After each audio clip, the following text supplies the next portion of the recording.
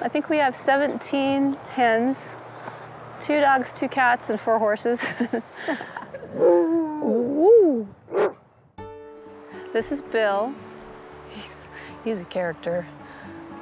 Horses were the first big connection I had to animals. I definitely feel at peace when I'm around them. I feel like everything's okay if they're out there. And they're just like a safe spot for me. We are just barely inside Union County. Baker County line is just on the other side of this hill in the Wallowa Mountains. My great-grandparents homesteaded here about the turn of the century. And then their children ranched and homesteaded, and so it's my whole family. This is kind of just in our hearts, this place. My name is Amy Lay, and I am a contemporary wildlife artist. I think people have a natural attraction to wild things. It's what humans have always been painting and drawing, has been animals since cave paintings.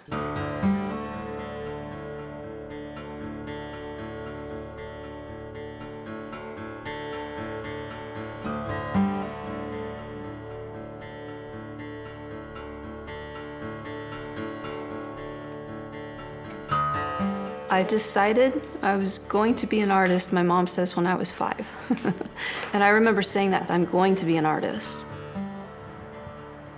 I think isolation can be a wonderful thing for creativity. And growing up out here, I didn't have a lot of other little girlfriends. And instead, I found joy and companionship with animals. I found myself drawing them, so I drew and drew and drew. And one of my goals was I want to be able to draw any animal.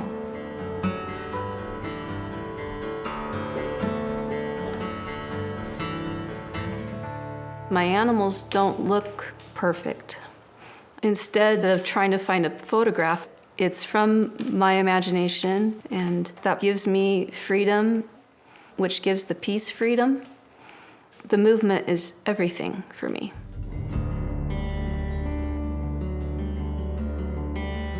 And it applies to any animal. If you just watch the way it moves, you'll see the way its joints go together and its muscles are, and then you can draw it.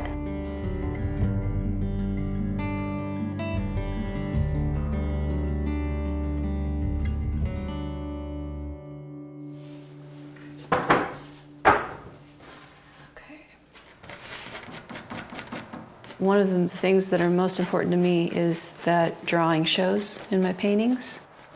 I'll use a pencil and draw and draw and draw and draw.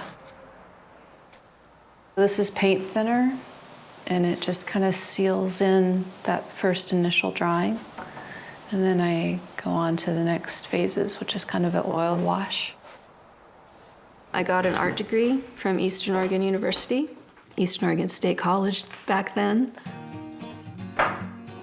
And by the time I got to college, I was told so often that 1% can make it, only 1%, and it just discouraged so many people. And I was very lucky because my parents never discouraged me from that. And not just my parents, the whole town I grew up in supported me. But I also think I was just defiant. And it's like if someone told me I couldn't, it was like jet fuel. It made me mad. And I was like, I'm never, ever gonna quit. And stubbornness, I guess.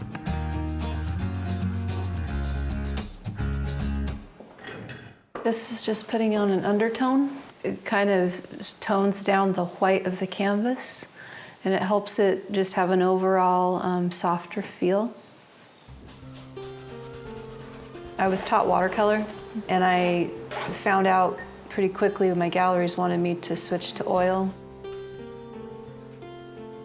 But I decided I wasn't going to learn oil technique, and I just kept my watercolor technique.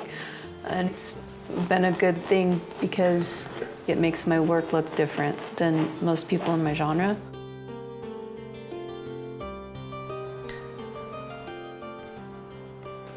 In 2000, I started applying to different shows and galleries, and I was very fortunate. So I show in 9 galleries throughout the United States. And then I do a few large shows, national shows.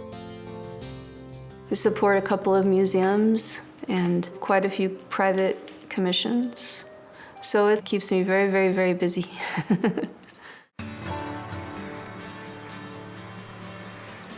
I love fall in Eastern Oregon. There's a magical snap in the air, and the color. Everything just changes to these golden oranges and yellow ochre and burnt sienna, and I guess for me it all becomes paint colors. This is alizarin crimson, which is my favorite red of all time. And then these other reds I'm gonna add to it will make it pop. These are gonna be like leaves in the fall. And it's kind of the finishing touch on a lot of my work.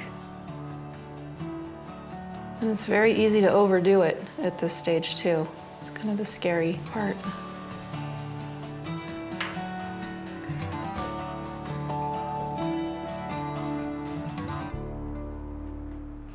I think that one's done.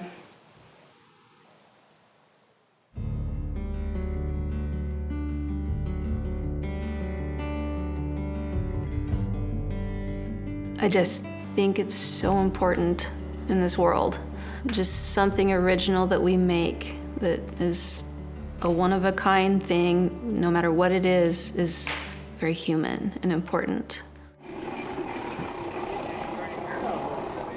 I've seen other places in the country and in the world now, and I still just like it here the best.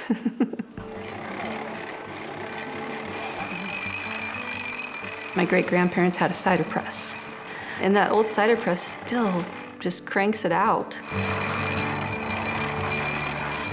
I love Oregon. I'm so happy to be in Oregon. And I feel very fortunate that my children get to be here. It's pretty good stuff. I'm hoping that we can keep it going. It's hard to do after so many generations. Cheers. It is thick, yeah. I'm honored that this kid from Eastern Oregon got a chance to be an artist. And I just want to make sure I do good on that for this place. Natural.